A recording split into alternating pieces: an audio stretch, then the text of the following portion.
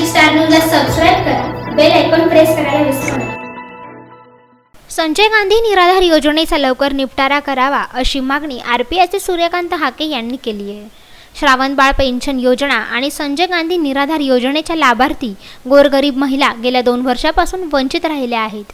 तरी तहसीलदार दीपाली गवळी यांनी लवकरात लवकर प्रकरणे मंजूर करावी, तसेच शासनाने या प्रकरणात लक्ष घालून लाभार्थ्यांना सदर योजनेचा लाभ मिळवून द्यावा अशी मागणी रिपब्लिकन पार्टी ऑफ इंडियाच्या वतीने तहसीलदार यांच्याकडे करण्यात आली आहे। या योजनेची लवकर अंमलबजावणी करावी, नाहीतर आमरण उपोषणाला बसावे लागेल असा इशारा महात्मा फुले स्वयंरोजगार मार्गदर्शन केंद्र आणि आरपीआयचे धनगर आघाडीचे अध्यक्ष सूर्यकांत हाके यांनी दिला आहे। निराधार व श्रावणबाळ पेन्शन योजनेचे कामे 1.5 ते पावणे 2 वर्ष होत आहे।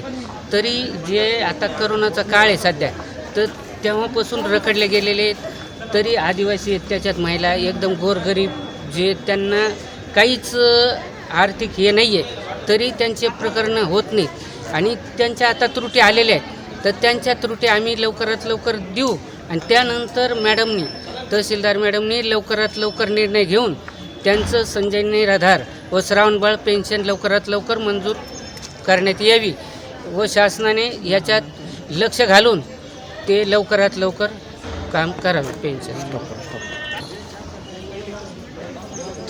तहसीलदार मॅडम दीपाली गवळी मॅडम आम्हाला सहकार्य पूर्णपणाने करीत आहेत, पण त्यांनी पूर्णतेने बरं का जे गोरगरीब महिला आहेत, पुरुष आहेत, त्यांचं लवकरात लवकर ती पेन्शन लागू करावी अशी आम्ही विनंती करतो।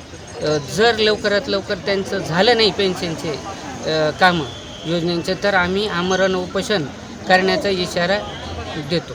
यावेळी पिंटू पांडे, गणेश हाके, ललित मंडलिक, सिद्धार्थ लोखंडे, मीनाक्षी पाटील, भाग्यश्री मोरे, मंगला इंगळे, अंजना हाके, लक्ष्मी हाके, राहुल गांगुर्डे आदी पदाधिकारी आणि कार्यकर्ते उपस्थित होते। नाशिक स्टार न्यूजसाठी सचिन गायकवाड, नाशिक।